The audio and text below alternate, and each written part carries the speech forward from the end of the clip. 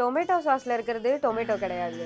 Egg ஷாம்பூல இருக்கிறது egg கிடையாது. அதே மாதிரி தான் இப்போ பன்னீர் பட்டர் மசாலால இருக்கிறது பன்னீரே கிடையாது. ஒரிஜினல் பன்னீர் செய்ய பாலும் லெமனும் இருந்தா போதும். ஆனா இப்போ வர பன்னீர்ல இந்த ரெண்டுமே கிடையாது. அண்ட் இத சிந்தெடிக் பன்னீர்னு சொல்றாங்க. ஆக்சுவலி இது சிந்தெடிக்னு இல்ல. முதல்ல பன்னீர்னே சொல்லக்கூடாது.